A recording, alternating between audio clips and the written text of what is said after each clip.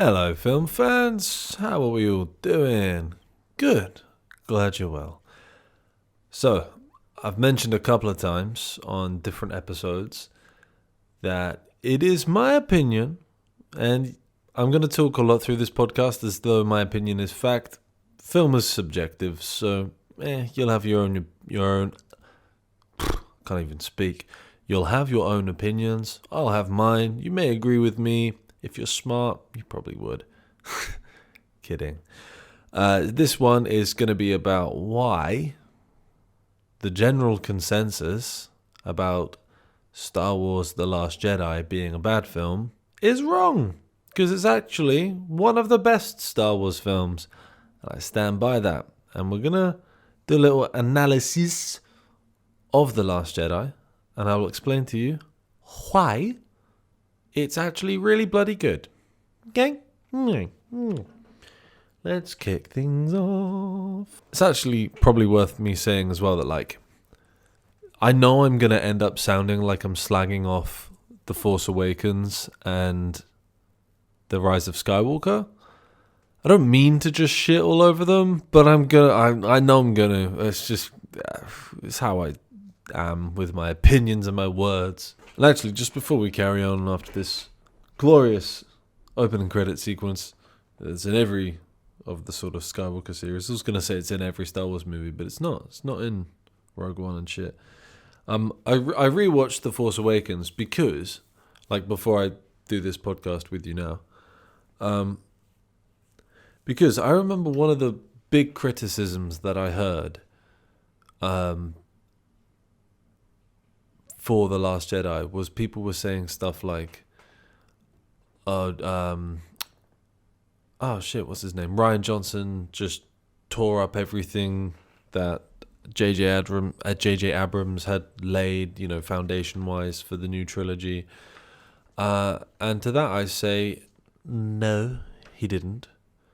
What he did do, one of the big criticisms that I have with The Force Awakens, which isn't anything new to anybody, it's quite a common criticism, is that a lot of it is very safe. And you can kind of see why it's safe. It was Disney's first foray into Star Wars. There hadn't been a Star Wars movie since Revenge of the Sith in, when was that, 2006 or 7 maybe? So I think it was, anywhere near a decade or so since there'd been a Star Wars movie.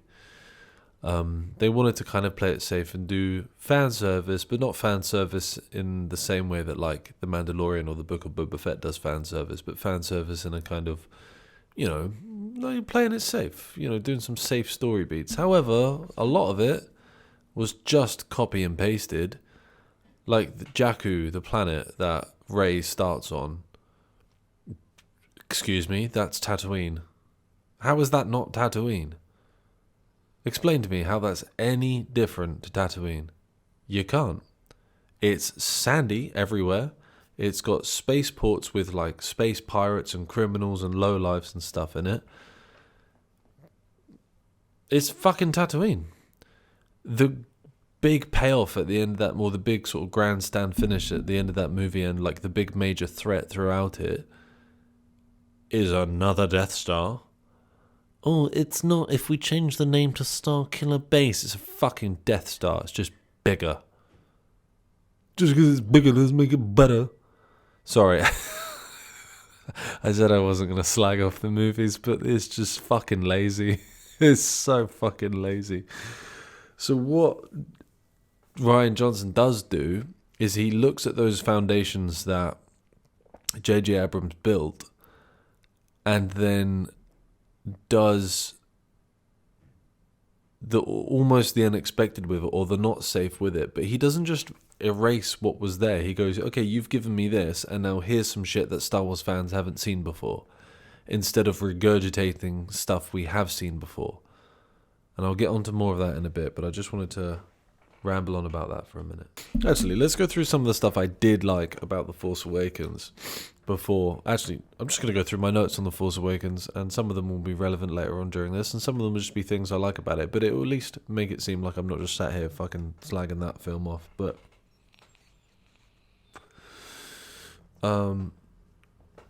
There's some good funny one-liners. Star Wars has always been really good with its humor. Like Poe, right at the beginning when he meets Kylo Ren face to face, and they just sort of stare at each other for a bit, and he goes, "Who talks first? Do I talk first? Do you talk?" That was quite funny, you know. It's cool to see Finn's like horror. Okay, this is something original that we haven't seen before. A defective stormtrooper, at least haven't seen before in the, you know, Star Wars Skywalker series of films. A defective stormtrooper, you know, we see Finn sort of processing the horrors of wars that he sees on that first planet when they land. Jakku, that's basically Tatooine. You know, that's all cool. I will say though, Rey has absolutely no right to take BB-8 off of that Tito character. He's scavenging and smuggling and making his way through this like harsh desert land, exactly the same as she is. And he captures and obtains BB-8. And then she just runs over and goes, "No, you can't have that droid, he's mine." You had no right to do that. None.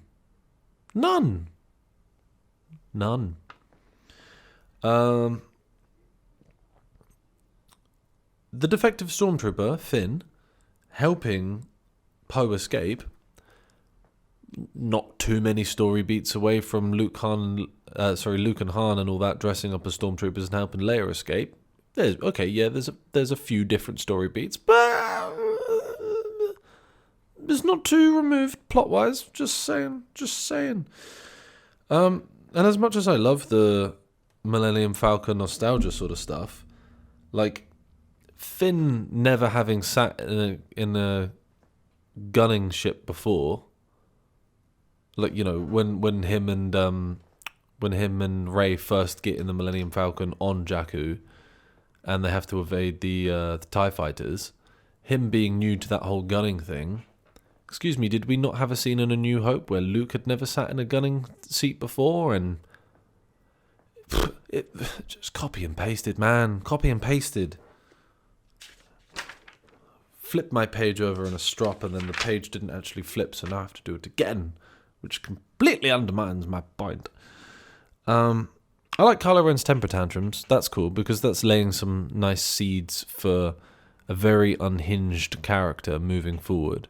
And I'll definitely refer back to that in a minute, so I won't say too much more about that. Alright, that's that. Him being unhinged is good. Alright, that's pretty much everything I want to say about The Force Awakens, I think. But it's all right. I know I said this is going to be a Last Jedi analysis podcast, and I've spent like the best part of 10 minutes going on about the Force Awakens, but it's all relevant. And it's my fucking podcast, so I'll do what I want. I will say, throughout this entire trilogy, he is underrated as fuck. Domhnall Gleeson, son to the fan-fucking-tastic Brendan Gleeson. If you don't know Brendan Gleeson by name, most of you will probably know him as Mad-Eye Moody from the Harry Potter series, or the guy from In Bruges and The Banshee of Inisherin. His credits are just outrageous. But this is his son, and he's fucking wicked in these films as well. He does that whole, like, you know, not like psychotic in the same way that Kylo Ren is, but that kind of like palpably okay, I'm gonna say it. He's a little bit Hitler-esque, and I don't. What I mean by that is, especially in the Force Awakens, when he's giving that speech just before they launch Starkiller Base at the is it at the Republic planets? I can't remember now. He gives this really like impassioned. It is very Führer-esque, but you know, it sounds weird to go, "Oh, his performance is good," because it reminded me of that. Because obviously we all know Hitler's a bad guy, but it's just a very it's because that's the role he's playing. He's playing this unhinged sort of military leader with these really empowering speeches. Empowering if you're on their side, disconcerting if you're sane.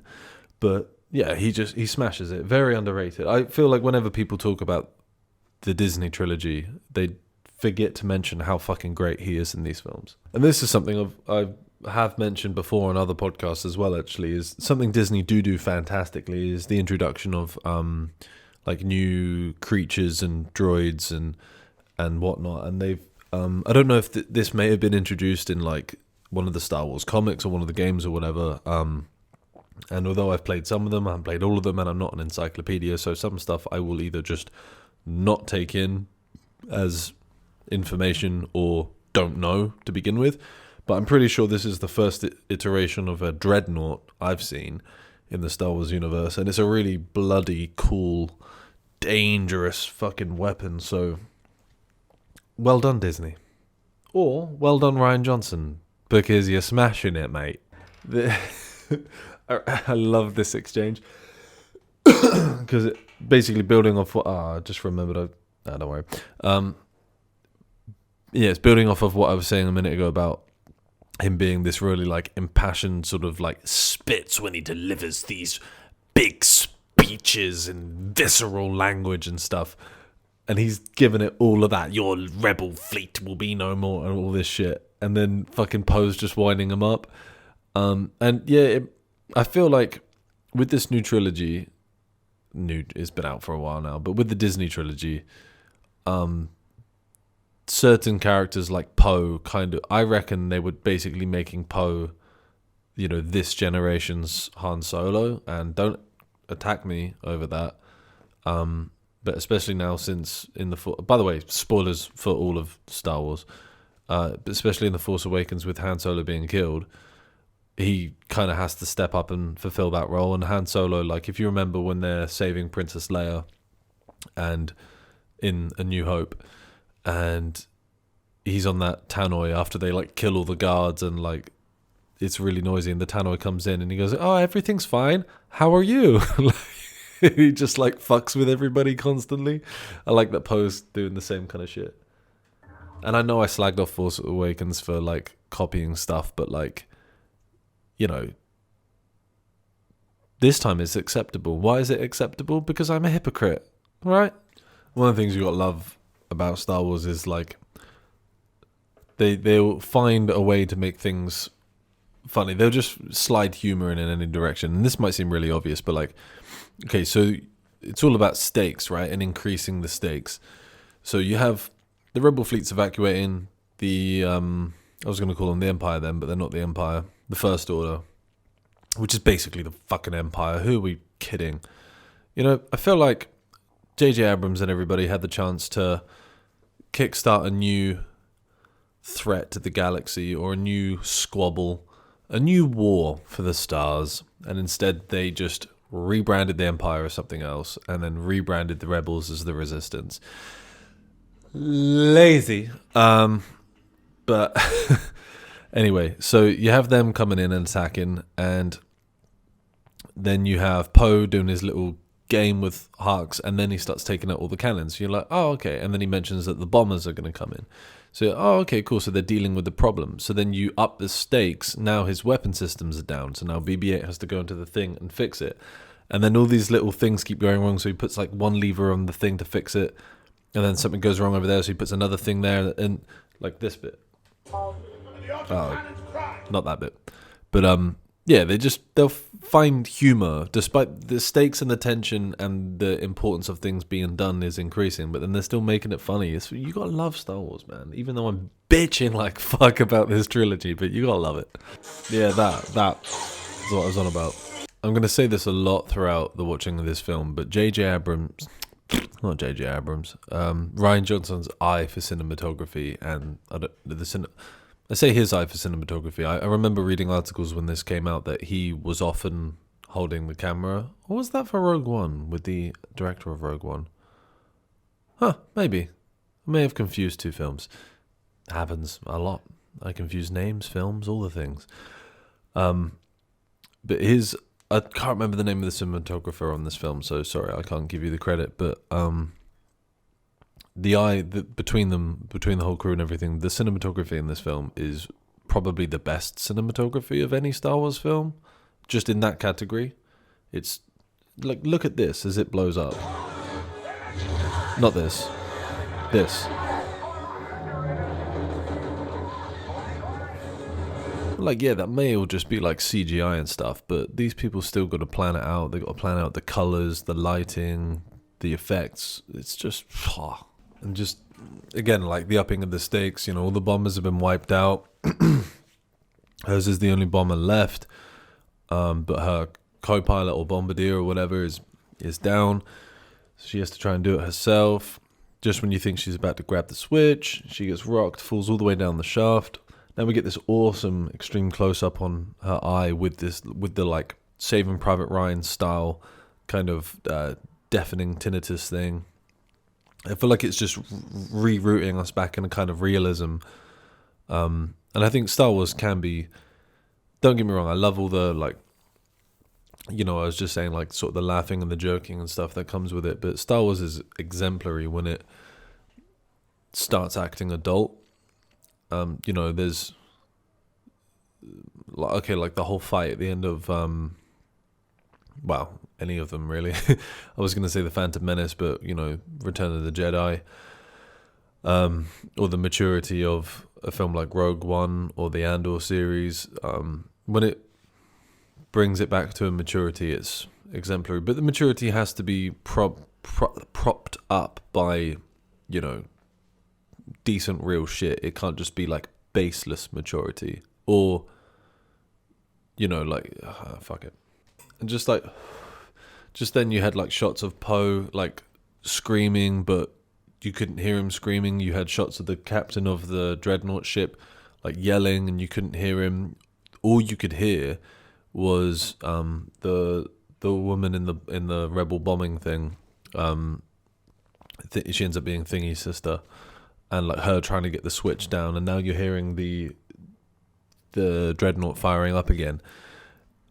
And what that does is it makes you, so you get all the sort of chaos and the stakes and the tension around, Poe and the captain and stuff. But then the fact that you can only hear her is like, this is the important bit. This is the linchpin of the moment. And if this fails, they are fucked. It's just a really cool film technique. And you can't tell me as well that shot wasn't incredible. I won't bother rewinding to it, but where you've got like the camera looking up and you can see her whole cockpit of the ship it being engulfed in fire, and then all the bombs drop, and then it reverses back up on her. She's looking down. She knows she's about to die, but she managed to do it. She managed to drop the payload and give us this fucking badass explosion. I'm glad I didn't rewind it, because look at that. Look at that. You've got the blackness of space, the ship going down, the fiery explosion in the middle. It's just, beautiful cinema. And fucking look at that, though. Cinema. Cinematography, look how nice it is. I'm fully going to rip off, paraphrase a direct quote from Mark Hamill himself. But again, one of the criticisms I heard about this film when it came out was people saying like, it's not the Luke Skywalker they wanted, in terms of he wouldn't sort of behave the way he behaves in this film, and like his backstory with the sort of thing that made him fall out with Kylo Ren and all of that, or at the time he was still Ben. But he said I think in interviews and things that Star Wars has already had the old. He does a really good Alec Guinness, the original Obi-Wan Kenobi does a really good Alec Guinness impression, but he's like, we've had the old benevolent whatever, that kind teaching Jedi, like we have already had that. So Rian Johnson is giving us a version of Skywalker that we haven't had before, and to me, that is more interesting, because it would have been relatively cheap and lazy to make him just be this all-loving, benevolent Jedi Master again. And then also as well, J.J. Abrams and his writing team are the ones that decided to say that Luke Skywalker has gone into exile. They didn't give us any reasons why. So Rian Johnson is going, okay, you've given us that plot line. I have to fill in the blanks as to why he's in exile. Why he doesn't want to be a teaching Jedi anymore, why he doesn't want to be part of the resistance, the rebellion,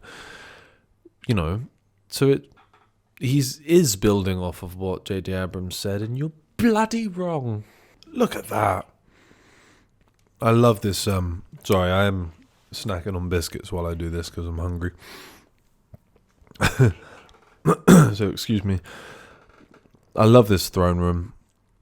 Just look at that. It's quite bare. It's very simple, but look at that. stunning. And again, it's a shake up from Emperor Palpatine's throne room. J.J. Abrams was the one who decided... I've got biscuit crumbs all around my face and probably on my jumper as well. J.J. Abrams was the one that decided we needed the hierarchy of essentially the new Darth Vader, Kylo Ren. Don't hate me for saying he's the new Darth Vader. That's exactly the role he's fulfilling in this trilogy. He even directly references throughout the trilogy that he wants to be Vader or exceed Vader or live up to Vader, whatever. And so in that hierarchy of power, you then have Snoke at the top, the same as you had Palpatine at the top, which again I think is a bit copy and paste. But at least they've changed the throne room and the guards, because Palpatine had those badass guards, they're all in red and stuff, and they didn't do anything throughout the original trilogy, so at least these guys get to do something later on. But yeah, it's just fucking looks cool. Oh, what a moment to pause it on. Damn, that's some cool cinematography and shit. But notice how he's shocking the floor first, so not as to do too much damage to Kylo. But I remember people saying a lot about, unrightly I say, Rise of Skywalker retconning and rectifying and amending the damage, air quotes, that Rian Johnson did in this film, and he's retconning some of the shit J.J. Abrams did. So a big criticism that I've heard for The Force Awakens even was the fight at the end with Kylo Ren and Rey, and the fact that she, or even Finn as well, could relatively hold both of their own against Kylo Ren, and you'd think that shouldn't be the case at all because neither of them have ever picked up a lightsaber before.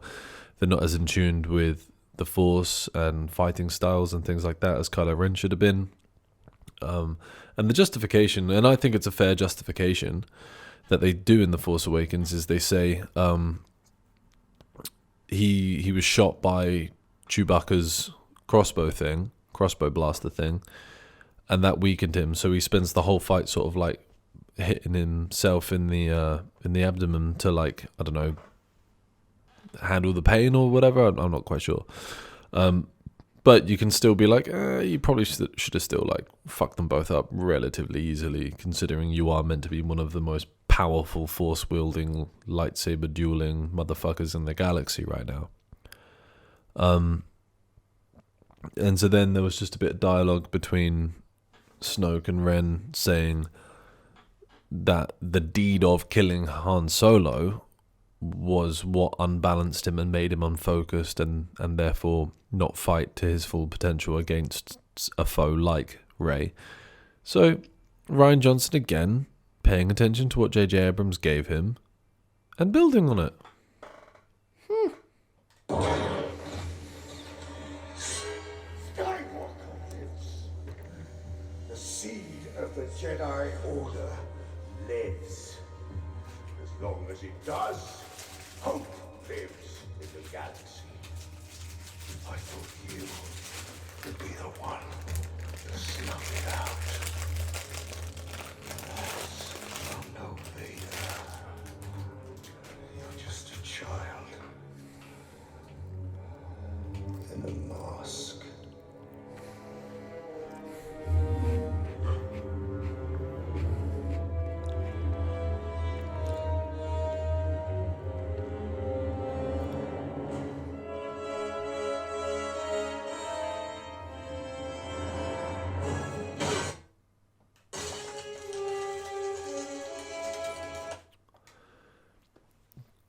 So Kylo's smashing up his mask. Again, yeah, like there was no need for J.J. Abrams to decide that Kylo Ren needs a mask. It literally is just, I want to be Darth Vader. And, copy and pasting that power hierarchy that I was just talking about, big Sith Emperor or Snoke or whatever at the top, and then Vader or Kylo Ren second in command. So he smashes up his mask, and I was very glad that he did that, because it was fucking stupid. Just like Snoke said, it's ridiculous. But they have a really cool dynamic, Kylo and Hux, that they're always competing for like Snoke's approval or to be, you know, sort of the better. And there's moments in The Force Awakens where Ren's on top, and there's moments where Hux is on top, and then at the start of this movie, Hux is on top and Ren isn't. And it's building his hatred for Snoke, because he's building on the whole thing with J.J. Abrams about killing Han Solo, in the sense that, you know, he gave everything for for Snoke and Snoke's like vision and his sort of commitment to the dark side. He gave everything by killing his dad, and he's still not being like appreciated for it. So he's building that hatred towards Snoke now. Also, people that find this weird, him drinking the blue milk from that thing, don't know what creature it is, but him milking its teat and then drinking it. If you drink milk from a cow and you have a problem with this scene, you're a fucking moron. And I stand by that. I've seen your daily routine. You are not busy. I'm going to say it now before I forget it, but I can't credit the author of this article because I've forgotten who it was or what website it was on or whatever. So sorry, but credit to you. I remember reading about Poe here, because he's just basically been told off by Princess Leia for being all renegade, and they were referencing points later in the film as well where he continues to sort of defy orders and try and basically be the hero at the expense of, you know, soldiers in the Resistance and direct orders from Leia and XYZ. He's a very naughty boy. But yeah, I remember reading this article that was saying like it's a really good example in film of like toxic masculinity. You know, because he's not looking at the greater good or the bigger picture or anything. He's just like solely focusing on, you know, basically being this gung-ho hero with the best intentions. You know, he wants to do it to save the Resistance and save his friends and everything like that. But yeah, and then, you know, Leia and I can't remember her name, the purple hair lady who appears in this film randomly. Yeah, they're sort of like the more sensible, switched on ones of the two that aren't wrapped up in like this toxic kind of mentality that Poe kind of has throughout this film. I kind of like butchered the hell out of that, but I'm sure you get the point. It's just a cool... Because, okay, here's why it's cool. Because we all know Princess Leia's a badass. We all know she's an absolute G. R.I.P. Carrie Fisher. So we need to see her being this like fantastic, wise, noble leader of the Resistance, because who else is going to do it?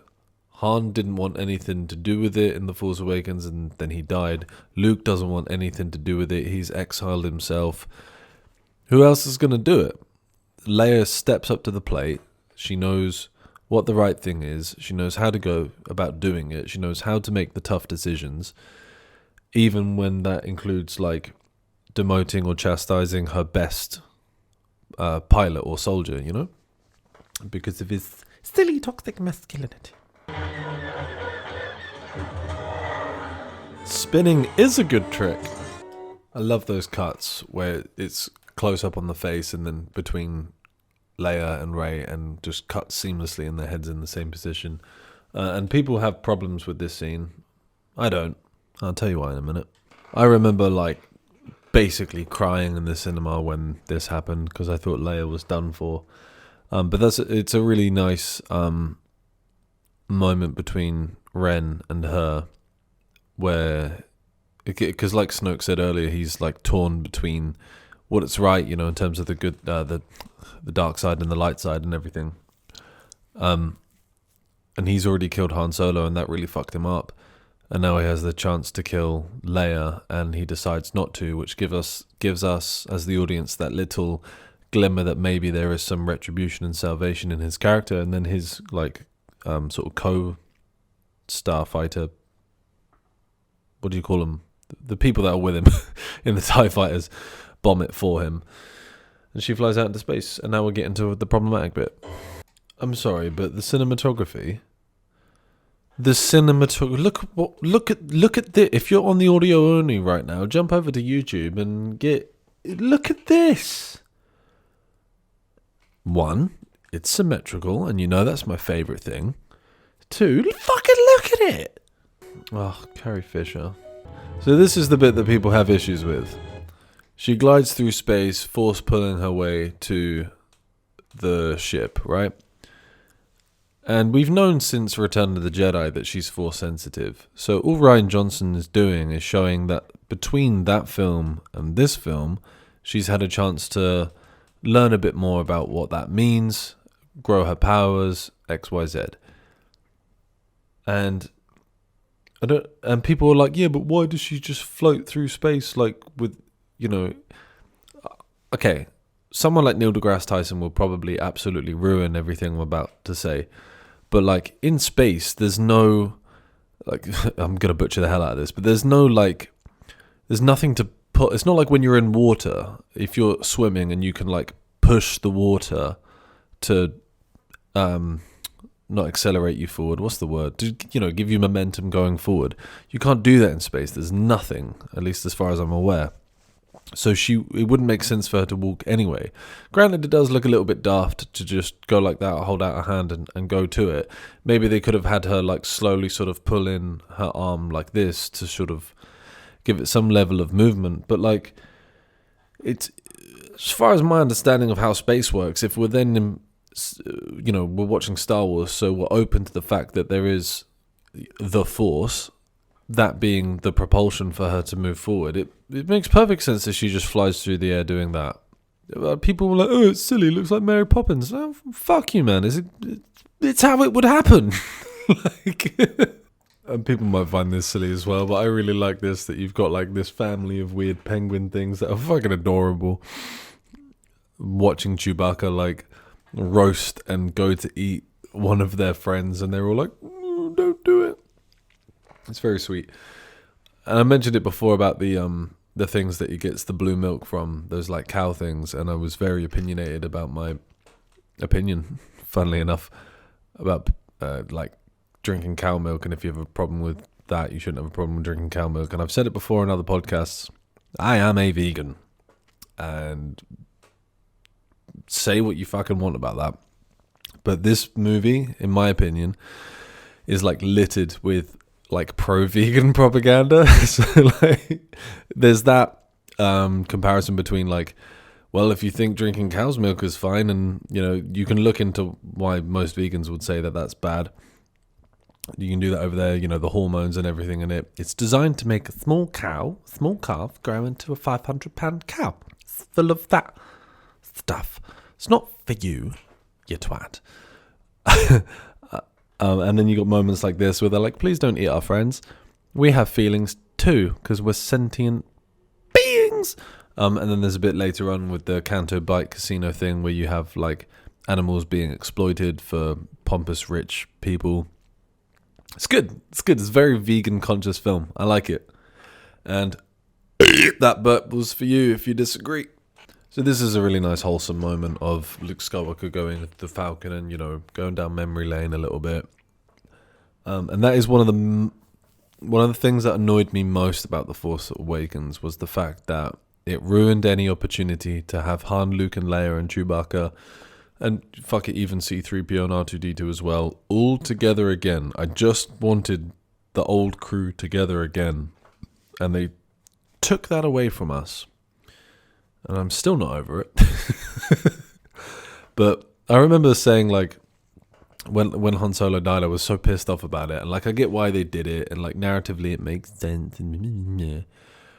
But I remember, like, being like, fuck that. I don't care about the new characters. I don't care about Rey and Finn and Poe. Fuck those. I was watching Force Awakens and that so that I could catch up with the old cast, Han, Luke and Leia. That's what I wanted.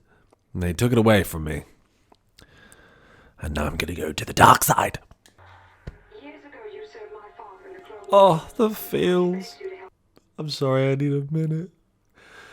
Oh, I fucking love Star Wars. I know I've been bitching and moaning about a lot of this shit, but I fucking love Star Wars, and that hits me right in the feels every single time. R2 playing the "Help Me Obi-Wan Kenobi, you're my only hope" thing to help convince Luke Skywalker to help the Resist. Fuck, I was close to tearing up there. Fucking love it. Come on. Also, again, Luke Skywalker, not again, I haven't said this yet, but Luke Skywalker just then saying, "I'll teach you the ways of the Jedi and why they need to end."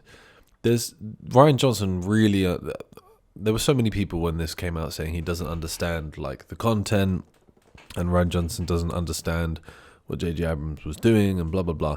He really, really does, because one of the major through points throughout the entire like Star Wars saga, and I'm talking like the Clone Wars and Rebels and everything, is that the Jedi were flawed in and of themselves, you know. Although they had the best intentions, they were ultimately flawed, and like there's plot lines where Yoda sees this and understands this.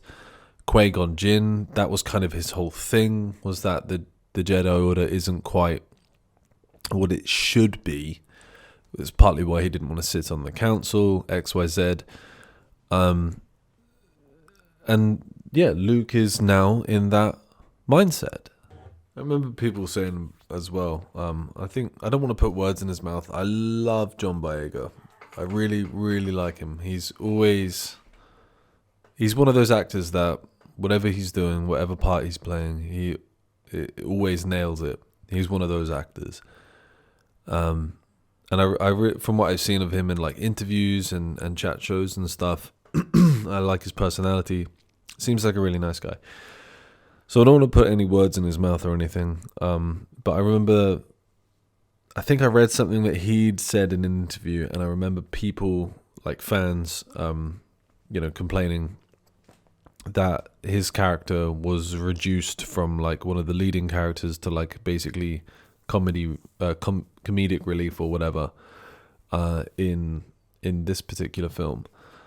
And like I disagree because Star Wars is one of those franchises that has so many characters in it, so many different plot lines and threads and things.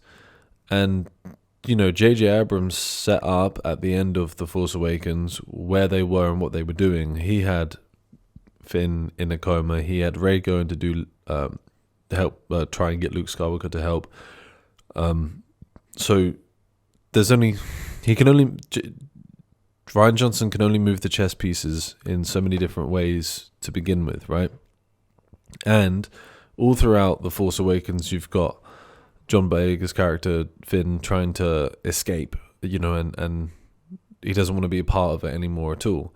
So all Rian Johnson is doing is just revisiting that, and it's not taking a backward step, because like it's not as though at the end of The Force Awakens Finn had a moment of, oh, here is where I want to be and I do want to be with these people. His whole thing was only ever to try and save Rey. That's why he went to Starkiller Base. He said throughout the whole sequence of Starkiller Base, I'm only here to help Rey. I'm only trying to save Rey. And that's again what he's doing at the start of this film. He's got the binary beacon thing on him that Leia had to help Rey know where they are. And he was trying to leave then in an escape pod. I can't remember if it's for Rey's benefit or because he doesn't want to be there, but he's not doing anything differently that J.J. Abrams didn't lay the foundations of his character for. So I feel like that's kind of not a fair point. And, just, again, I'm not trying to slag off John Boyega. Like I said, I really like him as a performer and all that. And I'm not trying to put words in his mouth and say that he said this. But also there is a thing of like, in films, when you're acting, especially in a franchise and a part as big as this, like, there aren't any small... Well, there's a thing in acting anyway. Even if you have one line in a film or whatever, there are no small parts. There aren't. You always have to treat every part and every single solitary line or whatever it might be as though it is the main character part, because every individual human or person or whatever is the main character in their own story. You listening to this, you're the main character in your story, I'm the main character in my story. So you give every character that level of life. But then, and then sort of to coincide with that point, like, without sounding harsh, like, maybe check your ego a little bit. Not saying John Boyega said this and he needs to check his ego, but I remember fans saying, like, oh, they made his part small or whatever. But, like, not everybody can be, like, the lead in the film. I know I just said that everyone's their own main character, but that's talking about how you inform your character's life and present it in whatever capacity the film has for you. But, like, you know, it just, sometimes you're the supporting lead, sometimes you're the lead, sometimes you have one scene, sometimes you have one line. That's the way the cookie crumbles. The film industry is a harsh industry and no one is entitled to anything. Anthony motherfucking Hopkins is on screen for like 16 or 18 minutes or something in Silence of the Lambs. Everyone knows this story, and he won an Oscar from it. Like, did he kick off that he didn't have 30, 40, 50 minutes of screen time like Jodie Foster did? No, he stepped up to the plate and he batted 1,000. That's just, it's not, you can't be all the things all the time. God, I'm such a pansy. I'm such a pansy. Like, just Finn going, we've got to do this. It will save the fleet and it will save Rey. And then the Star Wars is so good for the music. It's like so, it's like cautiously hopeful that you know, like it, the feels. But just then when he was like, we have to do it because it will save everybody. I'm just like, yeah, you have to do it. You have to save everybody. I'm just fucking, this is my childhood, man. Like, I don't know if I've said in other pods or anything, but like, I can remember watching the original trilogy on Star Wars on VHS before The Phantom Menace came out. And bear in mind, I was born in 93 and The Phantom Menace came out in 99. And I watched the original trilogy before The Phantom Menace came out. Not because The Phantom Menace was coming out. I just watched it because I was a kid and my parents had them on VHS.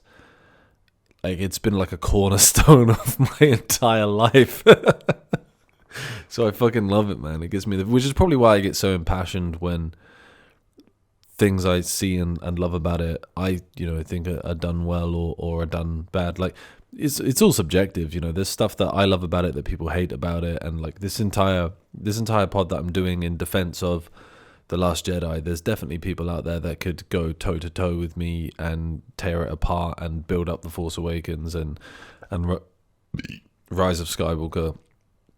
And yeah, it's fair enough. You know, everyone's entitled to their opinion, and I know I say some fucking, you know, like stonewalled shit on here, and you know, just say my opinion as though it's fact and call you stupid if you have a differing opinion, but like, that is all tongue-in-cheek. The point of this speech that I'm doing now is Star Wars is fucking great and I love it. Okay? Yeah. That was such a great, like, sweeping shot through the casino. Like, a really, because it's establishing where they are, what kind of people are around them, what kind of characters, you know, and everyone has this like air of snobbery. You know, this probably would have been the assistant director or maybe second or whatever. They're normally in charge of, like, on set and stuff, they're normally in charge of like the extras and the organization of that, and then the director will be focusing on the main actors and, you know, the cinematography and that kind of stuff. So all these extras, they've all gone through costume, they've all had their hair and makeup and stuff, which means they get paid more than if you're just being an extra. And they'll have this like snobbery and this air around them, so they're all nailing that, and the camera swoops really nicely along like different tables, so you're seeing all the different gambling and stuff they're playing, people drinking champagne. Isn't life lovely? Just a really nice, cool sweeping shot, because you could have just done that with, like, they walk through the doors and bam, there's like a wide of the whole casino, maybe do a couple of close-ups here and there of different people, or like more condensed wides on like just one of the tables that they're playing a gambling game at or something. But no, Rian Johnson because he's fucking great. Just does that really cool sweeping shot through the casino, and then bam, lands on Finn as he emerges between the crowd. Just badass filmmaking, yo. And I mentioned before that like this film has that's a better way to phrase it. You know, I've definitely said before in other films, especially about horror, that films that have like some sort of social commentary running through. So the example I used before is one of the best, is that like Dawn of the Dead, it has the running commentary about consumerism and things. You know, all the zombies in the shopping mall just zombieing around, gormless, like a lot of what you see in society of people just like gormlessly consuming and buying and XYZ. That's the social commentary for that film. And there's a bit of social commentary in this film with all these like rich snobs just, life is so nice because we're rich and blah, blah, blah. And that leads to like the exploitation of those animals that they use for racing and things like that. It's a really good like theme of social commentary throughout. So well done again, everybody. See the exploitation and the abuse, you know, and the rich people just profiteering off of it and not caring about the the lower down people and everything. It's good, important, you know, substantial filmmaking. And I say filmmaking in the broadest terms in terms of narrative and social commentary and everything like that. I'm eating a biscuit right now, so I won't say too much, but look at that. Look how fucking stunning that is. There we go. Benicio del motherfucking Toro. One of the absolute goats in the acting game. He is one of those actors that will always smash every role he does, but always bring like a unique element of characterization to it. So not only in this does he have that kind of like chipmunk kind of stuttery tick thing, which is just a really cool thing. I don't know if that was scripted for his character to do or if he just brought it to the table. But he has that real like sleazy kind of thing going on as well. Just like excellent. He's different every time he's on screen, no matter what he's doing, no matter what the role. He's always like slightly different and always comes packing heat. Look at these dorks with their dorky armor. They're about to get fucking mowed down. Freedom. Love it, man. The animals get set free, they get their retribution, and they storm through the casino and knock over all the fucking money and all these rich, pompous douchebags. Gotta love a bit of anarchy, man. I grew up listening to the Sex Pistols and punk music, so gotta love a bit of anarchy. Anti-establishment, woo! We just had the sequence where Ray goes into like the dark part of the island, the part of it that's strong with the dark side. Similarly to Luke Skywalker in Empire Strikes Back, going through a dark area, seeing, so all the stuff I was saying about copy and pasting from the original trilogy that The Force Awakens did, I've just realized that it's kind of copy and pasted from that, because she sees herself in the reflection the same as he sees himself under Darth Vader. So yeah. Well, I liked it anyway. It's a good, like I say, I'm a hypocrite. But it's a good like explanation of like the lore of the dark side and how it can give you, you know, whatever you're missing, or give you power, or whatever it might be, whatever thing specific to that character or person and their wants and needs. And then ultimately it's like empty within. So she's had her sort of foray temptation from the dark side and has chosen to like resist it. It's nice. It's a very well done scene. I lost my shit in the cinema when that came on screen.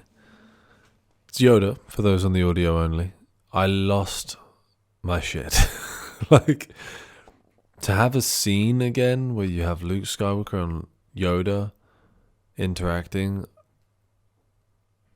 I can't even. Yoda again dropping the life lessons. failure is the greatest teacher. Well, he says it Yoda style, so he goes, the greatest teacher failure is.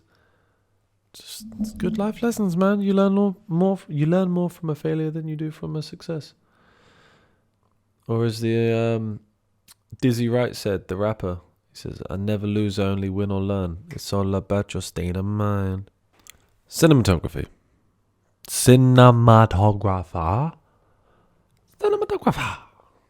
That just feeds back to the toxic masculinity thing I was on about earlier. You know, Leia's just said to Poe like that. What's her name?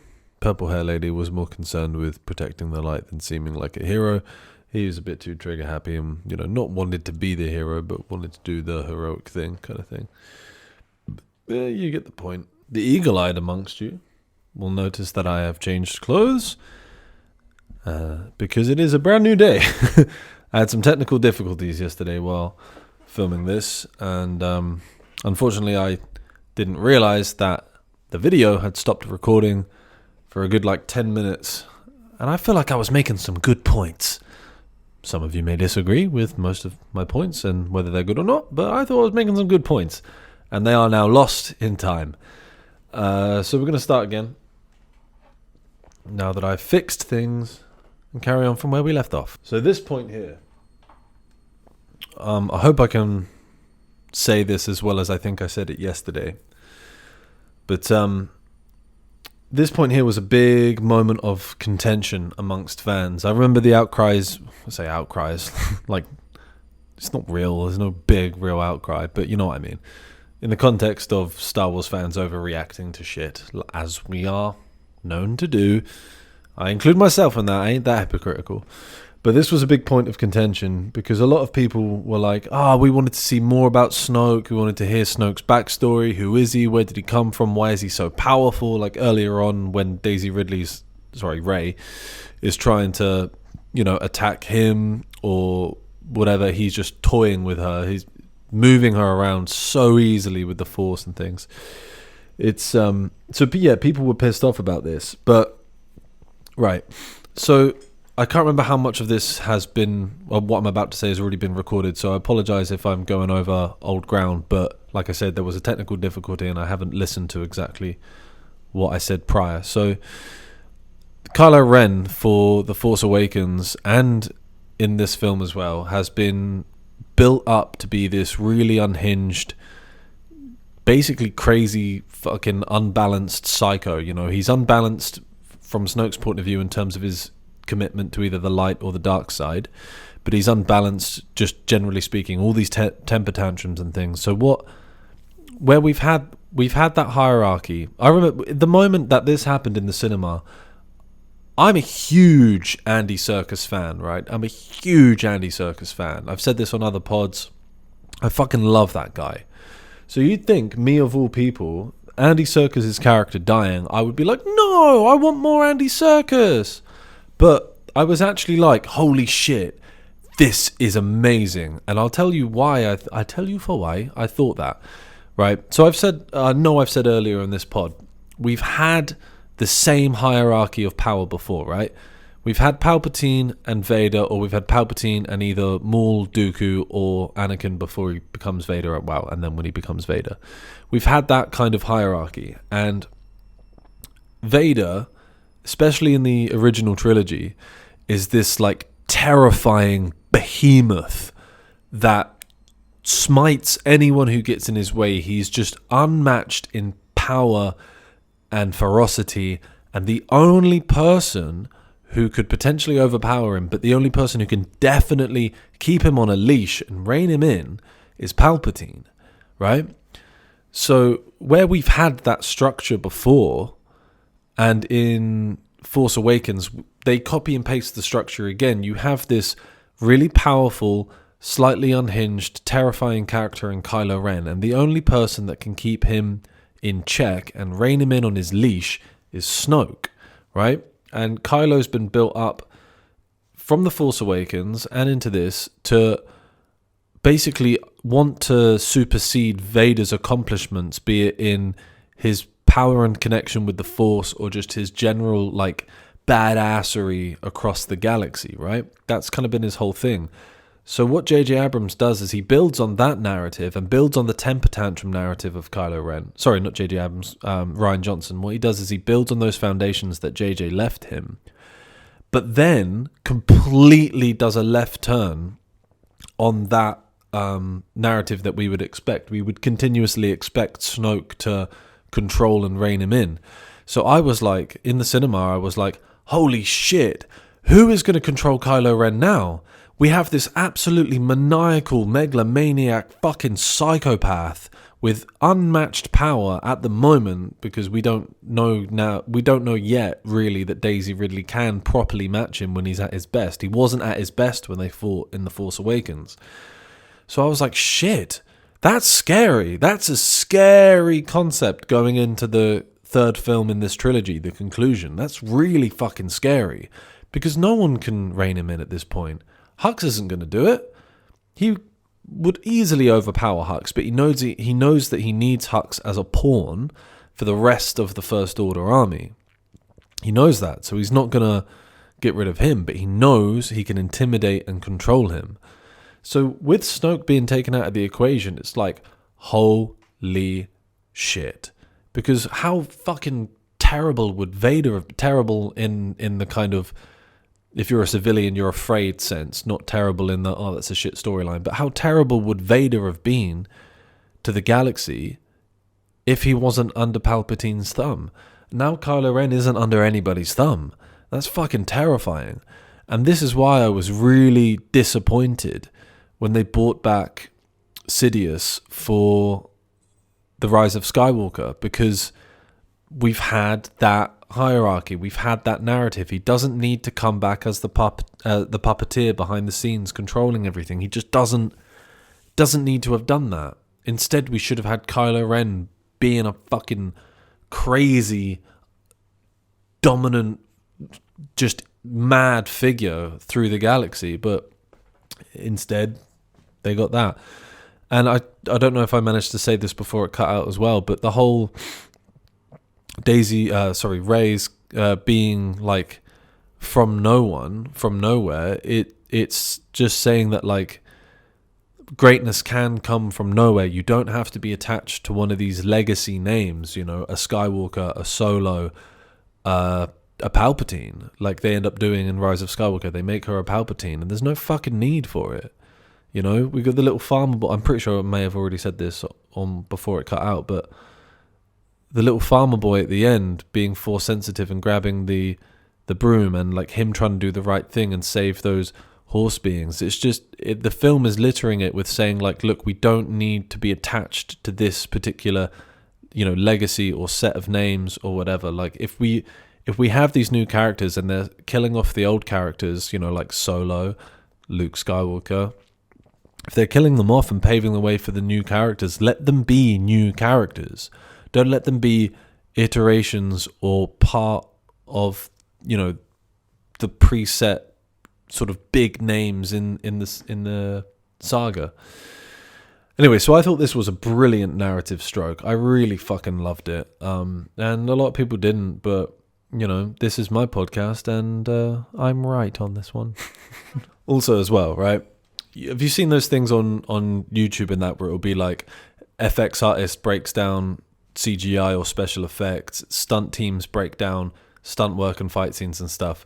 I saw one, I can't credit it because I've forgotten who did it, but I saw a stunt team break down this scene and the fighting in it, and they had a lot of problems with it. Like apparently there's moments where, you know, like Rey will be fighting like two guys and then the other two are just in the background like waiting for their turn to attack and stuff.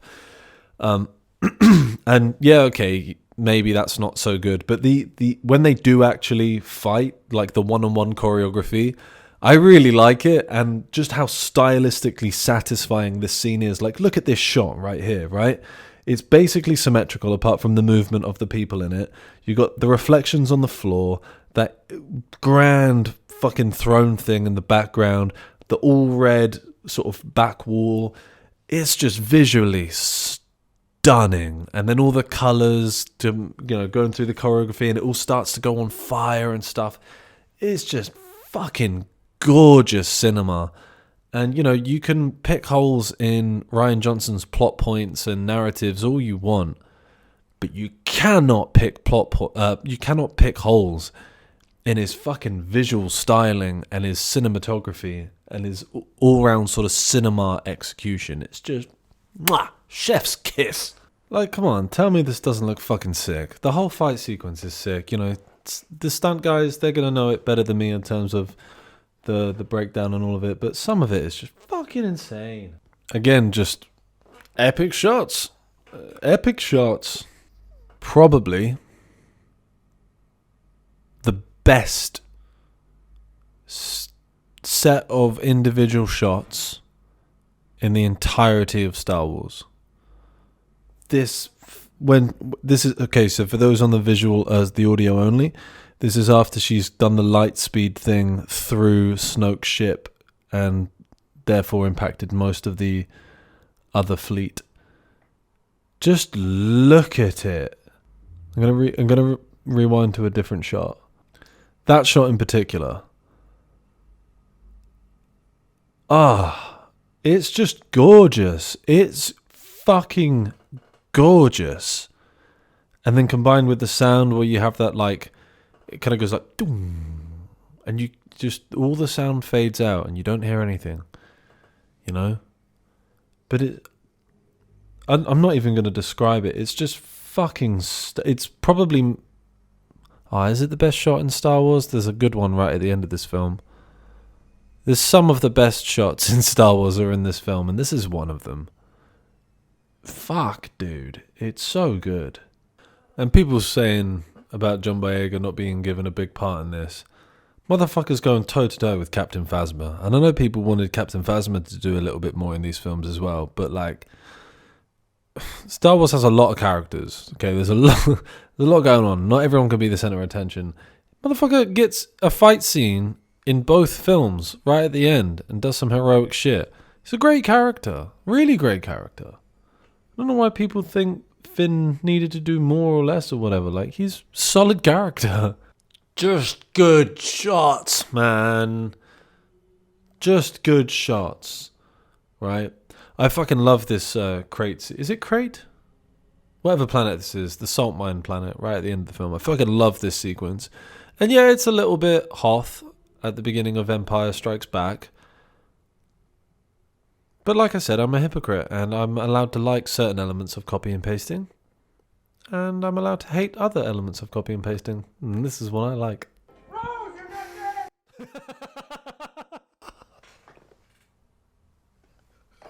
dead! I love Oscar Isaac. Another actor that fucking smashes any role he gets. Alright, so again, we're talking amazing bits of mise-en-scène or set decoration or whatever. And like where you have the white surfaces and then the kind of blood red trenches. Casual Bruce Willis cameo. Gotta love a bit of Bruce Willis. And this is some of the most fucking stunning shit. Like the way they have the skimmer things like kicking up all the red salt on these flat plains. Like there's better shots, so let's find one. But look how cool it is.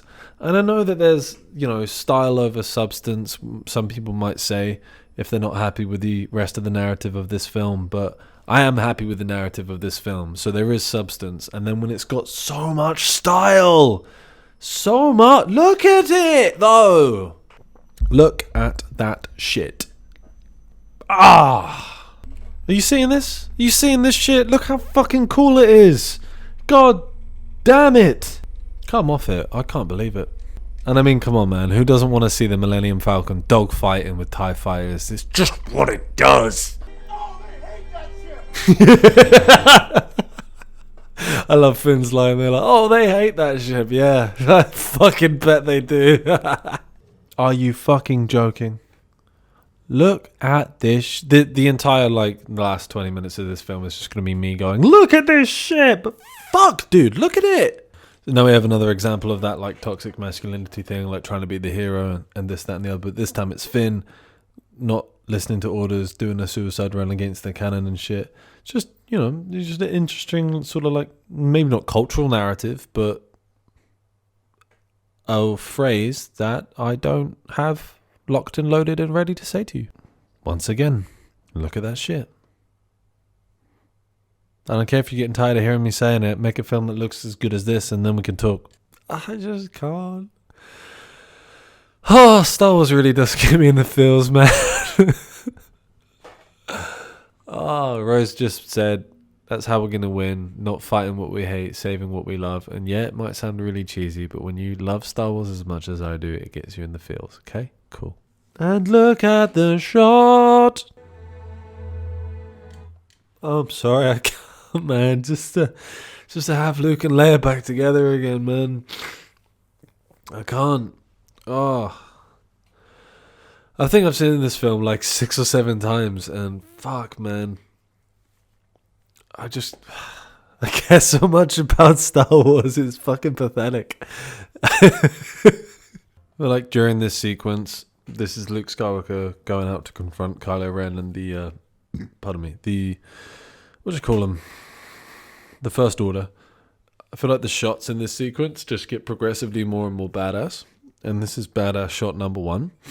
That fiery entranceway that he's about to exit from. So is it an exit way? It's up to you, listeners and viewers. Badass shot number 2. Still framed very nicely by the fire. Luke in the center, well, just off center. And we can see the sort of silhouettes on the horizon of all the First Order. I keep going to call them Imperials or Empire. Which they fucking are. They basically are. We all know that. Let's not pretend. Have you seen this shot? So this is from the reverse, from behind the First Order, looking at the gates that they've just like blown up. Fuck, dude. Badass shot number 3. Right? And bear in mind, there's been about 4 shots in this sequence, and they're all fucking great. Arguably a badass shot. Bit more simple, but arguably still very badass. That is one of my favorite shots in the film. That right there. That's Luke Skywalker staring down all of those fucking, what do they call them? AT-ATs? The AT-AT walkers? Whatever they are. With the sun setting in the background behind one of them. Come on. Come the fuck on. You can hate this film all you want, but you can't deny that there are some badass fucking shots in there. And again, okay, so similar shot, except instead of Luke Skywalker standing there, there's basically an eruption of red salt because they're all blowing they think they're blowing the bejesus out of him. Just fuck, dude. The shots are so good. Look at this. This is some old fucking Kurosawa samurais facing off, or, Sergio Leone westerns, 2 cowboys facing off. And those westerns were heavily inspired by the sort of samurai movies of Kurosawa and all that anyway. So, but yeah, it's just fucking shots like that are just when 2 people are about to face off and you have these gorgeous wide shots. Yeah, dude. Cinema. Do I need to say it? Do I need to tell you to look at that shot? Or are you just going to understand that Rian Johnson knows exactly how to make beautiful cinema?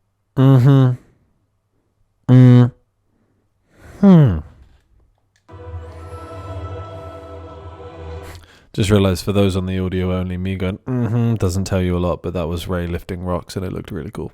One fantastic shot of Luke meditating, floating above a rock on that cliffside precipice thing. 2, I remember people being pissed off that this was like the not the linchpin, what's the bloody word? Like whatever. This being, the turning point in the fight or whatever, or like the big reveal. This being the big reveal in the fight, that Luke was never actually there. He was force projecting his spirit across the galaxy, which ultimately costs him his life because he uses so much force energy to do that. But I saw a meme that summed it up perfectly, and I can't quite remember what it said, so I'll try and paraphrase it as best as I can remember. But this goes in tandem actually with people saying Rian Johnson doesn't know the source material, and Rian Johnson knows the source material so accurately. So basically, Luke is doing the most Jedi thing possible in these circumstances. He's using non-violent tactics because he's a force projection over there, so he can't really interact physically with Kylo while he's fighting. So there's no way he can actually do any physical harm to him. He's putting himself at risk in terms of sacrificing his own life because he's draining his life through using this much of the Force. And he's doing it to save the people that he loves. It's like literally the most Jedi thing he could do. You know, when you break it down, like, yeah, it would have been cool to have like a really badass fight scene and all of that shit. But it was a pretty good fight scene anyway, even though he was just like dodging and stuff in slow motion. You know, and then there's that moment where you think Kylo Ren's cut him and his like feet skid along the salt, and that is reminiscent of like a blood splatter going on the surface there. You know, something like Kill Bill. You know, because I always reference Tarantino, but like the blood splattering on the snow at the end of Kill Bill 1 when Uma Thurman's character's fighting Lucy Liu's character. You know, it's just, if you think Rian Johnson doesn't know what he's doing and doesn't know Star Wars, you just got to pay more attention, my dudes, because evidently he do know what dum dum. Exactly. Stunning shot. Sunset over Luke's little island in the sea. Pure orange sky. And then his cloak drops as he's becomes, you know, at one with the Force, and it's just that, I think it's that score. Da, da, da, da, da, da, da, da, da, da. Oh, excuse my awful vocal rendition of that, but I can't help but get emotional. And look, come on. Kylo in black, all the stormtroopers in there, like, kind of snow gear, the red, burned and charred black and red sort of surface. I'm a sucker for black and red. I think that's what it is. Like, Darth Maul just looks like the coolest character.